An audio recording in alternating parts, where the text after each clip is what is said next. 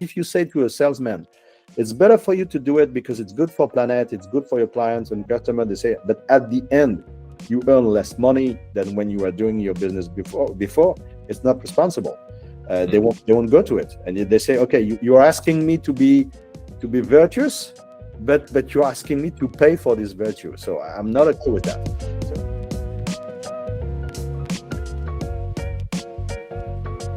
Welcome back, everyone. I'm pleased to officially announce that we have just kicked off season 2 of the Product as a Service Champion podcast. And this season, we'll continue exploring the groundbreaking shift in the product as a service world. Let's start with a question as the audience today. Are you tired of your garage looking like a graveyard for old sports gear? Our guest today says you can ditch the guilt and embrace the future of sports. Meet Yann Carré, the mastermind behind Decathlon rental and as-a-service business models. Yann is on a mission to prove that you can have your adventure gear and save the planet at the same time. So welcome, Yann, and thanks for being here. The mic is yours. How are you doing today, Yann? Bonjour, Yann. I think that everybody understands it. So I'm doing great. I'm very happy to be here with you and trying to unveil, with your question, what we did at Decathlon to go to that direction of product as a service or product as a use. So let's go and deep dive in it. Let's go. So ready for the show. So let's get started. It's obvious that for more and more companies, the subscription economy model, which focus on access over ownership, aligns perfectly with sustainability goals. And in the case of Decathlon, by offering subscription, the brand encourages product usage over purchase, thereby reducing waste and promoting a circular economy. So Yann, can you walk us through how the sport as a service model aligns with Decathlon's sustainability goals? Yes, I will try. It's a reality that the more you produce and you design product to sell them in a linear business model, the more you will get the impact. Because if we are considering the impact of Decathlon, only the greenhouse gas impact, let's speak about CO2, because there is also an impact that we have to measure in the future, which is about biodiversity and that kind. But if we're talking about CO2, if we grow 15% in turnover, we will grow 15% in CO2 emissions. Of course, we can work on eco-conception, we can work on all the value chain to reduce our impact and our footprint, but there is an immediate relationship between your growth and your impact on the planet. So it's not really hard to understand the fact that the more you get your product and the more the life cycle of your product is extended, and the more circularity you can install in that, because 80% of our footprint is because of our products. The more we can do it, the best we can go to a reduction of our footprint and our CO2 emissions. And our ambition is to go to the SBTi trends, which would be neutral in 2050, sorry. And of course, if we want to go that, and if we still want to create value, economical value, we have to find another way to make the business. And one of the way is making business through the circular economy, sorry. And when we are talking about circular economy, we're talking about repairing the goods to extend the life of the goods. We're talking about selling second life, because goods can have second life, third life, X life in their life. Renting or subscribing, so product as a service, and also at the end, recycling the goods. So it's completely one of the pillar of the sustainability strategy that we have at Decathlon, and it's one of the major pillar of transformation that we have to go through if we want to reinvent a business model that can be less impactful in the future. So more value created with less product, basically. Exactly, more value created with less product, because in the linear way, you create a product, you get the value, but it's one for one. With circular, you can go with more transaction for only one product, because you will be using only when you use it, when you need it, and when you don't want to use it anymore, you can return it to Decathlon, and Decathlon will make necessary to recondition it, to refurbish it, so that somebody else can use it again and again and again and again and again. You retain the ownership and you provide the usership. Exactly. Yeah, which interesting enough, usership is still not in a dictionary. Concrete, I go to a Decathlon shop, I go to the Decathlon website, I'm looking for a new bicycle, I'm there, and instead of leaving the shop with buying this bicycle, I'm going to leave the shop with a subscription to a bicycle. So what about the customer side of things? How do they react to this shift? It's nice to have this vision from Decathlon, but it has to be adopted by your customers, especially in terms of going for a subscription over ownership, which is the tradition. You're very disruptive there. What was the reaction? Well, first, if we get to that through the direction, is we had some requests from the clients and the customers saying that how can we use them but not buy them? Some of the customer go into our stores and just say, I would like to use this bike, but I wouldn't like to buy it. So how can I do it? So first, we have some requests from the client. So there is I would say, low noise coming from the customers in our stores and our teammates saying that they were asking for that kind of transaction, and we've been experimenting that. And the very first POC that we've done on that was in 2018, so it's 6 years now from now. And so if we are just having a look on what is the situation now, they're quite fan of it. The one that decide to go to that kind of transaction, of course. The review that we have out of more than 20,000 reviews in 7 countries is above 4.8 on 5 as a customer review of the experience, meaning how can I subscribe, how can I use, and how can I return. So it's a very high standard that we are installing, and we are very well. It was a very good surprise. Of course, we were going to that, but it's really cool to have that kind of review. And the other thing that seemed to show that there is a real market fit for that kind of new consumption, new way of using and making sports, is the fact that we are deploying this business model in 7 countries.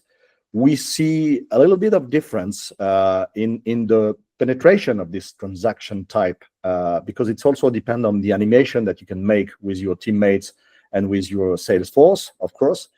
But in some countries, it's more than 30% of the people getting in the department and getting out with a subscription instead of going with buying a product. So in some weeks, late weeks in Spain, for example, for e-bikes, we had more than 50% of the transaction that were done for adult e-bikes that were done through subscription.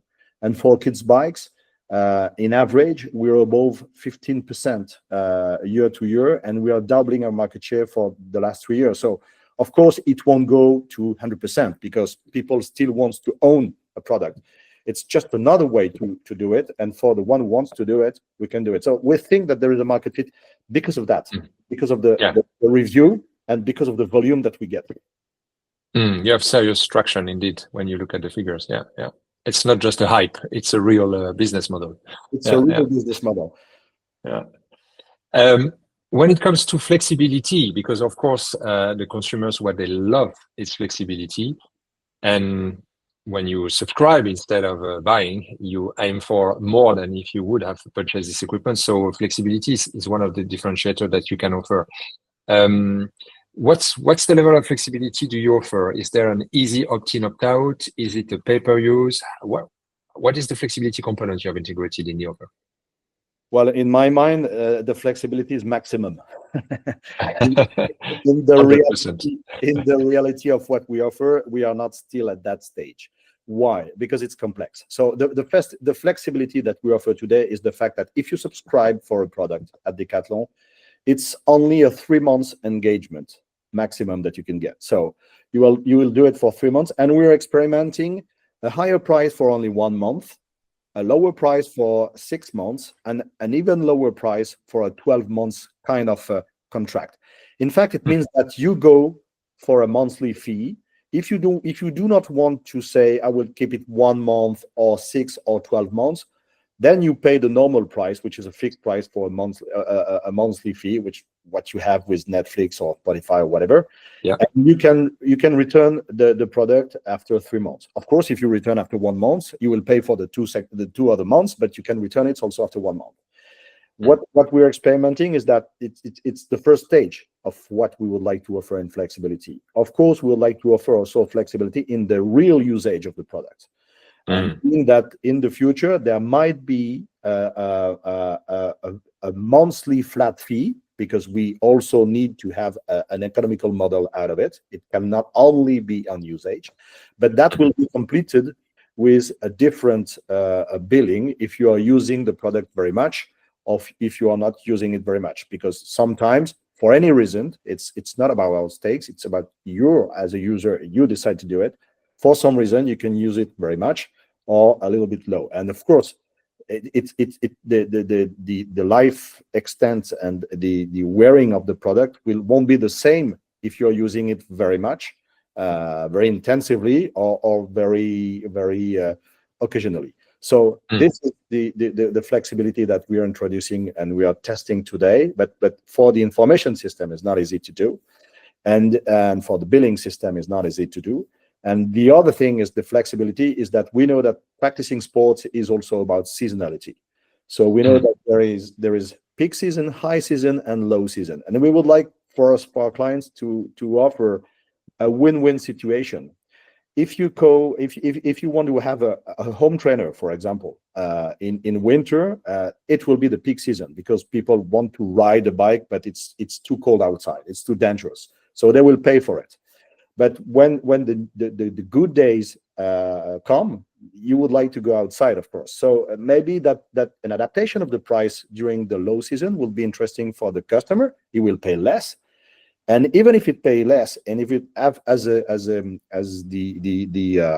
retailer, we get less because of this contract, that will be even better than getting the cost of storage and return.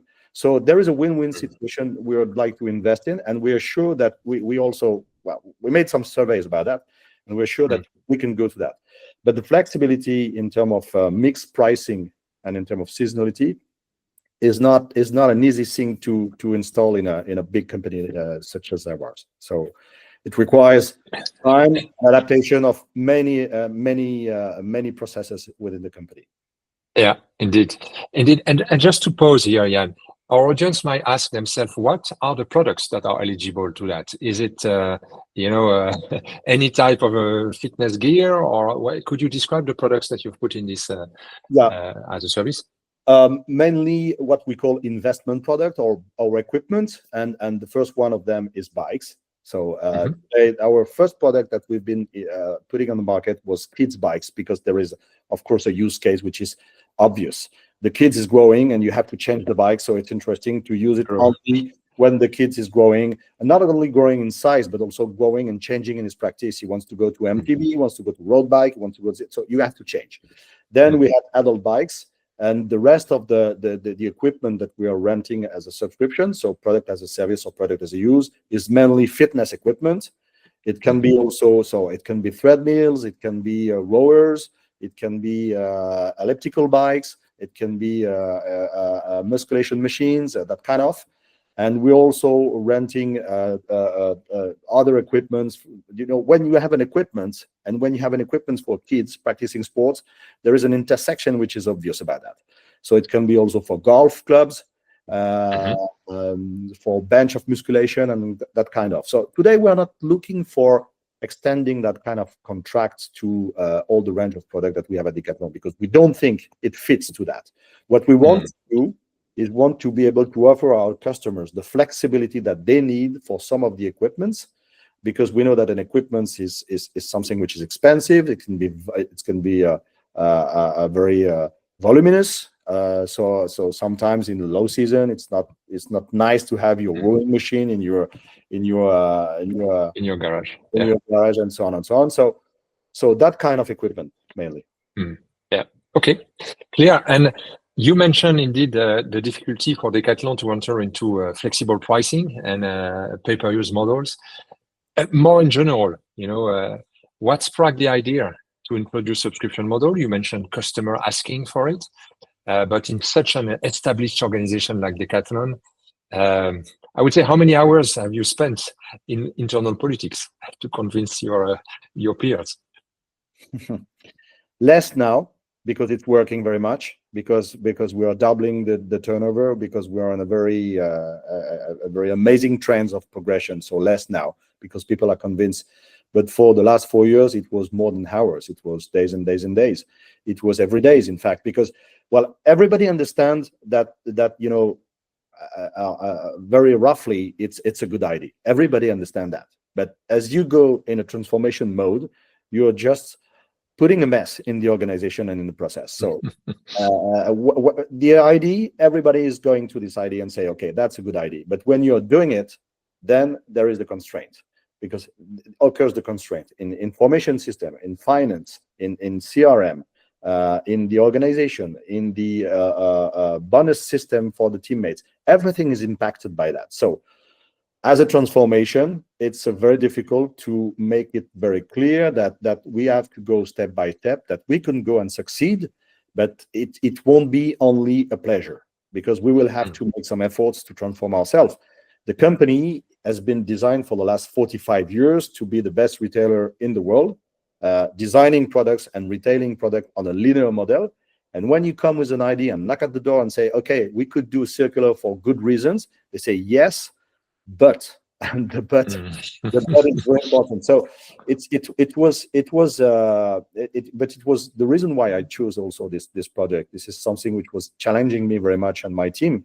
But yes, you have to be convincing. You have to go through the windows when the door is closed, and through the chimney when the windows is closed, and you have to go and again and again and again, and you have to demonstrate that the value creation is here, because otherwise it stays as a POC and it dies. Yeah. It is all about indeed creating value and shareholders' value. Could you share with us the key KPIs that you follow and that demonstrate this value? Three KPIs. Oh, that's easy. From the beginnings, and from the very beginnings, when we started from the white page, this project, we had 3 KPIs. The first one was to say, what is the customer review? If there is no customer review, there is no market, there is no deal. If the customer review is not good, we're offering something that the market doesn't want. So the first one is the customer review. So today we are at good level for the customer review. The second one is the volume, because we're a company of more than 15 billion euro of turnover. So if we are making a marginal volume within this company, at the end, well, there is a problem.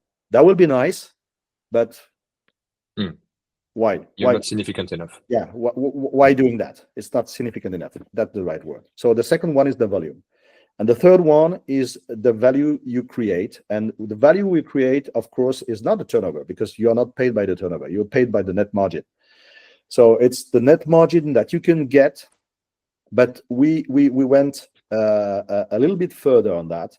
We are measuring today what is the contribution of greenhouse gas emission in kilogram of CO2 or tons of CO2 per €1 of net margin. So it's the ratio of, for €1 of net margin, what is your impact? We know the impact that we have for €1 on net margin when we are making the linear business, and we are measuring the impact that what we are doing when we are making the circular business for €1 of net margin. So the 3 KPIs are here. And if you demonstrate that the customer review is here, the progression is here, so you can get to the volume. And when we're talking about the target that we have for 2030, that will be in 3 digits in millions for Decathlon. So the volume is significant. It's not billion, but the volume is significant. And it's a recurring volume. It's a different volume. It is, yeah. It's a really different. And we're measuring today the impact of €1 of net margin in CO2 emission or greenhouse gas emission. We see that it goes from 2 times to 4 times less than the linear business model. And we're just at the beginning, in fact, because the more you will be cycling the product, the more you will go in ROCE, in the profitability of your stocks, of course, and the more you will go in reduction of the impact. Because again, 80% of our impact today is to design a new product out of raw material to finish a rubbish at the end. So if we are changing this model, we are winners. To make very clear your third KPI, and I heard you talk about it already in the past, is that by having the product staying owned by Decathlon and being provided to many users, the margin you make on this specific product is going to be more than if you just sell it to one person. Yeah. And this is where you reduce your margin per CO2 because you don't have to produce a new product to create more margin. In the linear business, it's one product for one margin unit, I would say. Here, it's one product for X margin unit. And even if you have costs, because of course there is maintenance, there is refitting, there is logistics, there is supply that we have to provide to our client, there is services. Even if we have costs, if we are doing it very well, it can be very profitable. You know, we said in the past that our bikes were guaranteed for life. We know that if we extend the life of our products because we are changing the components, because we are maintaining what has to be maintained, because at each cycle we are doing the right I would say process to provide our client with the security that they deserve and the 100% use in a normal condition that they deserve, we can go to extending very much the cycle of that kind of product. And if we are talking about rowing machine or treadmills, again, it's mechanical machine that have a great impact because we are talking about iron, we're talking about steel, we are talking about components, but they can be maintained and they can be repaired. And the trick is that we decided to do it because we knew how to repair and we knew how to sell second life. Because if you are doing rental but you don't know how to repair and you don't know how to sell second life, there is no question. Yeah. Indeed, I think it's fascinating to really have access to the whole chain, you know, and buy the existing services you had to connect the dots in order to create this one and to get the best of all the services. Yeah, with this new one. And you know, just as a little observation, I had a discussion with Tianzio, the CEO of Zora, and last year, and I told him because we were using Zora in the past. And we've been working with Zora for 4 years. And I said to Tian, I said, do you know a retailer like us that is doing what we are doing in terms of circular economy? Because I would like to sharing my experience. And frankly speaking, he scratched his mind and say, well, your size, your organization with a holistic vision of the circular economy was saying that we repair, we sell second life, we product as a use, and we recycle. I don't know that. So I don't know if we are ovnis or UFOs. I think it's UFOs. But it's fascinating to do it because we're inventing a way, and it's very we are very enthusiastic on that because if it shows the right track, even if it's impactful, we are not magical. It's still impactful, but less impactful is better than doing the way business. It was impossible until someone did it. Yeah. As usual. Yann, about a topic that you mentioned very quick, which is the incentive of the sales team. We see a lot of as a service offer that face a bottleneck when it comes to selling it, and to have the mind shift of the sales team moving from transactional linear to a subscription. And very often we see salespeople that say, oh, by the way, we have this, if you want to, are you interested in subscribing? No. Okay, well, let's do the sale as we were used to, which is, I would say, very often a normal behavior. And it's about, first of all, making the figures. So I understand this behavior from salespeople. What did you do to make your salespeople embrace the sport as a service approach? Any resistance, any friction, and how did you overcome them? Well, first, I was convinced that it was a key point. I'm a salesman. So I know that if you are not demonstrating the value that you create for your clients, for your customers, and for your teammates, and for your organization, there is no future for what you're trying to develop. It will be too demanding, too difficult. So it was a key point to say, how can we convince a teammate that it's important to rent for 12 euro per month a kid's bike instead of selling it for 200 euro, okay, once.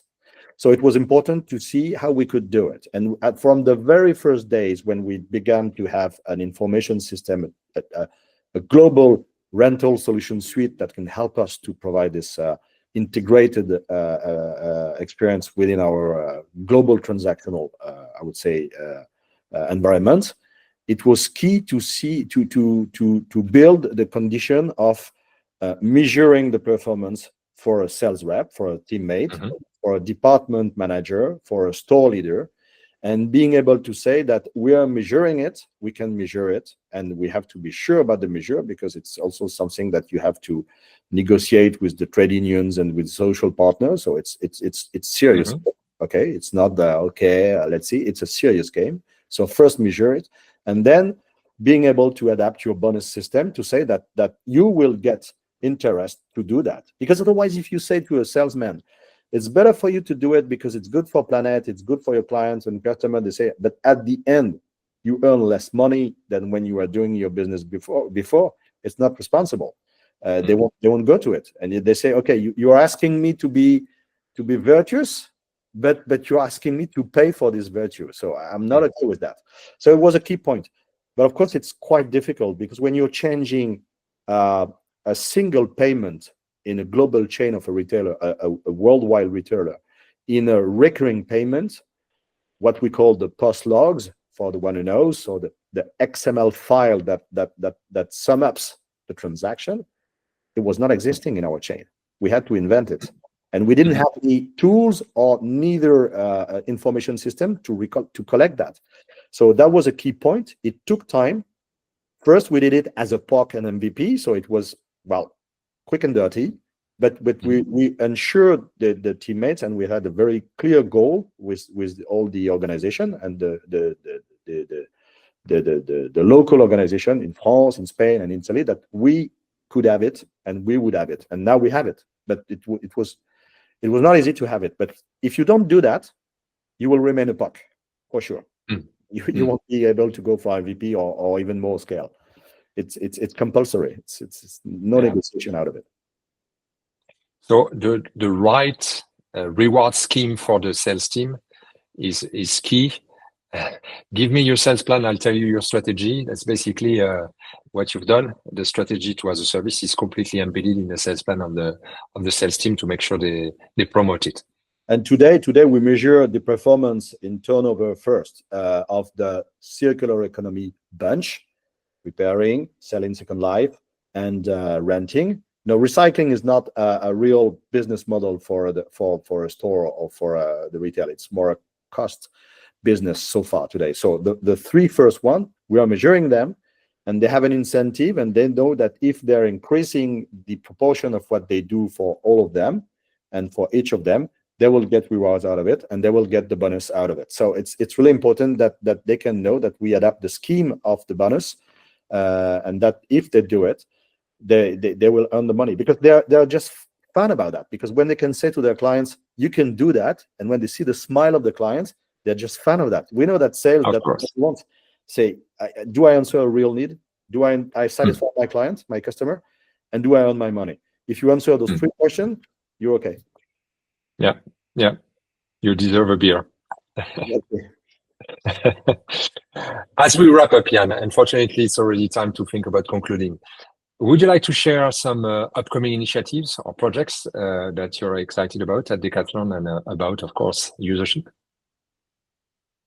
Well, we are trying to extend to more countries and more products and more services and more flexibility, as we said. So because we are encouraged by the first results of what we had on bikes, we are trying to extend it. So more geographies, more type of product. We're also trying to find if there is a way for subscription for I would say more soft products, such as garments, and not only equipments, not only hard equipments, I would say. So we are going through that, and we're also experimenting the direction of being able to offer the product as a service also, and product as a use, not only to individuals, but also to professionals, to organizations, to companies, because we know that kind of customer is very fond of paying for a service instead of investing with all the total cost of investment that they have to bear. So they are willing to pay for a service, meaning being able to have a product for them or their their customers or their people working in their organization, but they want to have the service out of it and they want to have the fair price of it. So we're trying to extend that, which is the direction we are taking. And of course, we are trying to improve the seamless experience that we can have, because we're convinced of one thing: it doesn't fit to 100% of the situation. The people will still want to own and buy. And some of the products we won't be able to propose them as a service because of hygiene, because of the price of the product, because there is no market for that. You know, we tried for the shoes, but the market is more occasion. It's more second life. It's more vintage than product as a use. So it doesn't work. So we're trying to extend and to go also to the B2B business and segment to see whether it works. Okay, a new exploring journey. Yeah, exactly. Yann, I'd like to invite you to take a seat in our time machine, and we're going to rewind a bit time and go in 2019, and we're going to meet Yann, the Yann Carré of 2019. What are you going to tell him if you were to have this journey again? What is the advice you give to yourself 5 years ago? Well, to believe in that, because to believe and to be resilient, because it really, frankly speaking, you know that in the podcast people say often that, you know, it's a fantastic journey, but it was a fantastic journey, but it was a very shaky journey. So you have to believe in it. You have to find the right team, and sometimes you have to be patient enough, because sometimes you have to wait for your turn, because many transformation occurs in the companies such as ours today, you know, going for digitalization, for example, changing a lot of other aspects in our business models. And sometimes, even if it's fascinating and if the potential is very high, we have to wait a little bit and be patient, because many projects can go, but you know, the possibilities are limited. So I would say, yes, believe in it, be resilient. Choose your partners, the people you'll be working with. But you know, you could do that. You could say that for any kind of entrepreneuring approach. And yes, frankly speaking, today, and I'm changing my job now, so it's somebody else that will be continuing the adventure and the journey, or the second stage. But definitely, I would do it again. Before we conclude, is there anything we didn't touch that you think it's important to share? Any valuable insights you would like to share with the audience? Well, not really. I'm just trying to convince the market that there is a way to do it, but there is also conditions that are compulsory to do it. And one of the conditions, we were lucky to have that. We have great sponsors at the very beginning, people that were visionary and that they thought that it could be interesting, because they could understand that the car business has been moving through that, the media has been with, the software has been with that, and the B2B is already on that. So they said, okay, there is a way, and we had some sponsor. So I would like to share the fact that if you really want to do it, and to have a chance maybe to scale. So first you have to POC, and then to go to MVP, and then to scale. You need to have sponsors. You need to have sponsors. If you don't have in a company C-levels involved in your project that supports you, that back you up when it's rough times, and it often comes, it will be too hard to do it. We had this question at the very beginning with the managing director in 2018. Do we create a company aside of Decathlon, or do we do it inside Decathlon? And say it's a project. If we want to diversify, better to create or to buy back another company and develop it. If we want to transform the company, we're obliged to do it inside. So it will be harder, it will be longer, it will be riskier in some aspect, but for sure we will be only able to do it if we have the support. If we don't have the support, no need to waste our time. Let's invest in something else, because it won't work. It will be and I see in the market many people going to that direction, but when I'm asking them and when I pushing them to their I would say their last miles and say, okay, who is the sponsor at the C-level, and do you really have the sponsoring at the C-level? And I say sometimes, well, maybe it's preferable to do your POC and doing something else, because it won't go very far if you're not able to convince them. So we had the chance to have the stakeholders convincing that, not only the customers, but the shareholders and the management of the company. Associated with a long-term vision, because at this level of management, you think 5 years, 10 years ahead. And of course, those models take time to land, and it's not about quarterly or yearly results. No, it's maybe the fact that we are a family-owned company is help us to do it. Maybe on the market that would be different, but on markets you also have people that can invest with a long-term vision. There are demanding results, as a family business is demanding results. Of course, you have to deliver. But yes, it's not a short-term transformation you make, because it's a transformation. I didn't realize it was in that extent a transformation for retailers such as we are. Yann, it's been a pleasure to have you on the podcast today, and I think the journey of Decathlon that you shared with us, and your personal journey into sport as a service is really inspiring. I would love to talk longer, and I'm sure our listeners will find a lot of value and insights in what we've shared today. So for those tuning in, thanks for listening for the season 2 of the Product as a Service Champion podcast. And if you want to learn more about Decathlon or connect with Yann, we'll have the details, of course, in the show notes.